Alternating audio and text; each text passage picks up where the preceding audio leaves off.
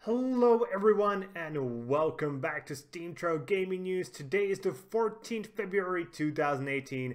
My name is Kralizec and I will be your host for the evening. Before we start, I'm sorry we are late, but it was Valentine's Day and, well, I had to take my girlfriend out. She would probably kill me if I hadn't. But today we got 3 stories for you guys. First, we're going to talk about some rumors that Disney may be taking the Star Wars franchise away from EA. Secondly, we're going to take a look at a company who was cut away from Steam as their employees were essentially forced to provide fake positive reviews of their products. And last of all, we're going to talk about the first female pro Overwatch League player taking place. But well, we're going to start with Disney and EA. Everybody loves EA, everybody loves Disney, and everybody loves Star Wars. All of these were pretty ironic, as you can guess, but EA has come under a lot of flack over the past about 2 months because of the shit they have been doing with the Star Wars franchise, more precisely with Star Wars Battlefront 2. And there have been rumors circulating that Disney might be taking the franchise away from EA. More specifically, these rumors come from Signlinks, who state some sources who are close to the matter. According to Signlinks, Disney held a meeting with some EA executives to discuss what the hell is going wrong with the EA and Star Wars sort of deal. And reportedly, they also reached out to Activision and Ubisoft whether they would be interested in the license. And I can tell you right now, they would.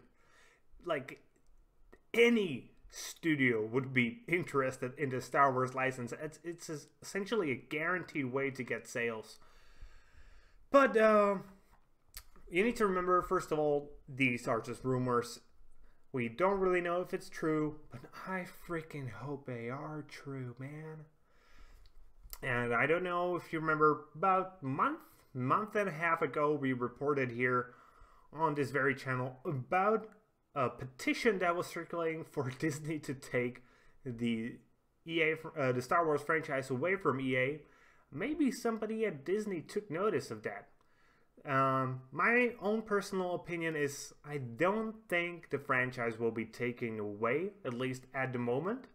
But if they have even the slightest, smallest, tiniest problem again with the franchise in the future, it will be taken away. That is my honest opinion. Why this is actually considered is the fact that Disney does actually have an option to pull out of the contract they have with EA if they aren't satisfied with the quality, if the products don't fit a certain standard. I don't think the products EA has been putting out don't fit a certain standard, but the PR, the negative PR more specifically, it has been giving out to not only EA but the whole Star Wars brand has been just a bit too much for Disney, especially with the fact that, well, the new Star Wars films didn't really get just praise. They had a lot of problems, especially in terms of the story being, well, slightly inconsistent, having a lot of plot holes. So Disney is probably considering, so how exactly do we want to handle the Star Wars brand in the future? And they're also wondering whether the way EA has been handling it is coinciding with their vision for Star Wars in general. Okay, let's take another look at Valve this time. So Valve, you know, the people who run Steam, the biggest ever gaming platform, once they were a developer studio making games, they said screw it, let's make money instead. And now they have decided to cut a Maltese publisher named Install Games from Steam after they found out that the studio has been essentially forcing its employees to leave positive reviews of their games on Steam.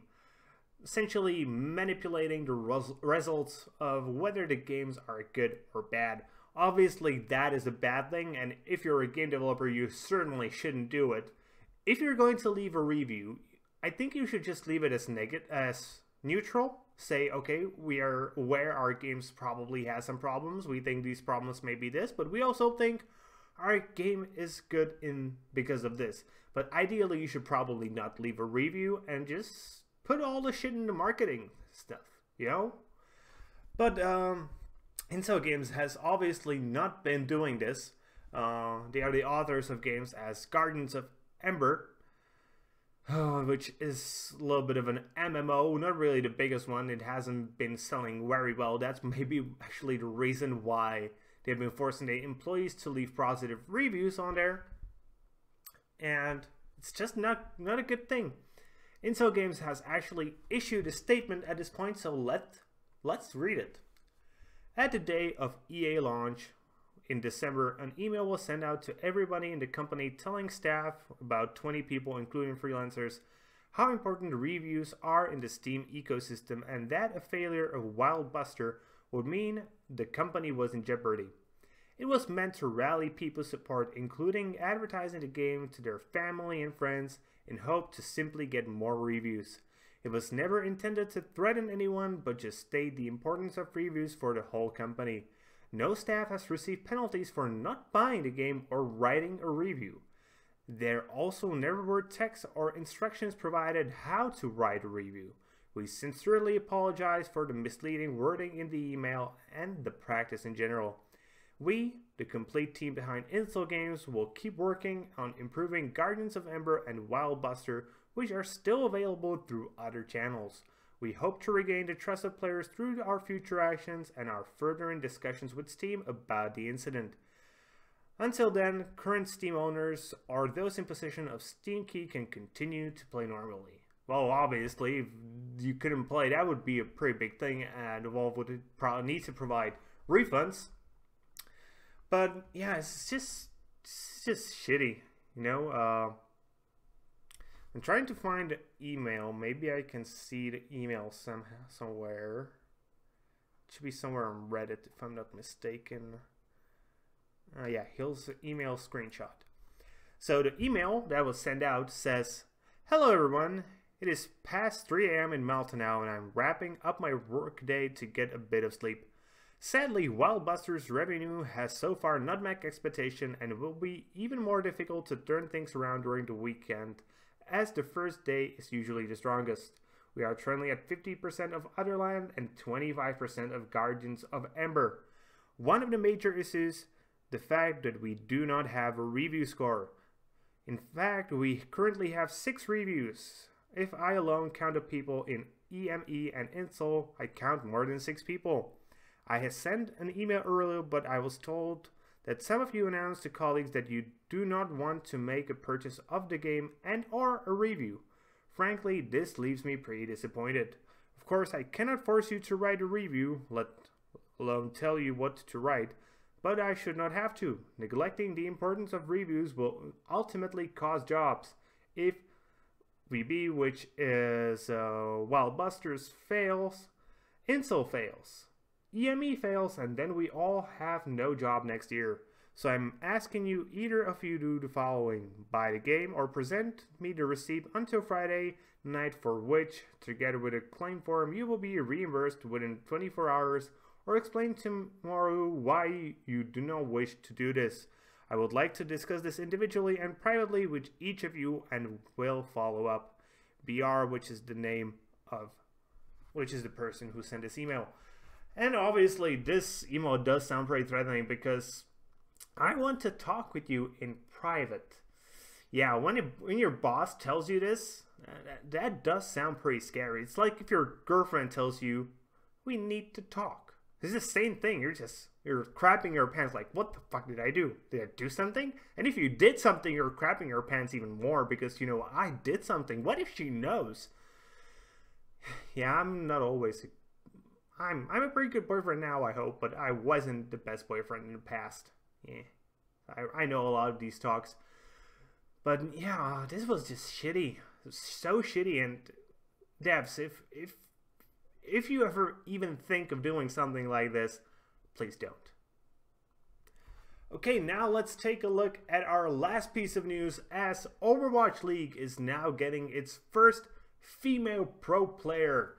19-year-old Kim Seong, known as Gigery, will be joining the Shanghai Dragons.